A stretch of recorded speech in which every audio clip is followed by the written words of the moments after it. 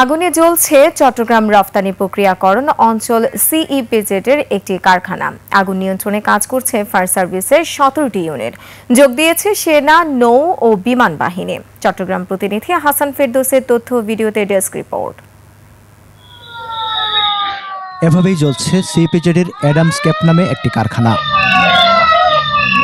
দুপুর 2:30টার দিকে ইপিজেডের 5 নম্বর সড়কের এই কারখানায় আগুনের সূত্রপাত হয়। আগুন লাগার পরপরই সামাজিক মাধ্যমে ছড়িয়ে পড়া ভিডিওতে দেখা যায় বহুতল কারখানার উপরের তলায় আগুন জ্বলছে।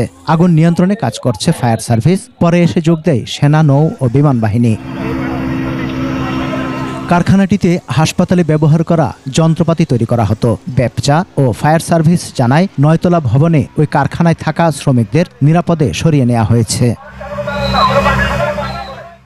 অ্যাডামস ক্যাপ কারখানায় 8 শতাধিক শ্রমিক কাজ করতেন। কেউ আটকা পড়েছেন কিনা তা এখনো জানা যায়নি। হতাহত বা ক্ষয়ক্ষতির বিষয়টি এখনো নিশ্চিত হতে পারেনি ফায়ার সার্ভিস। সমর ইসলাম, 21 টেলিভিশন।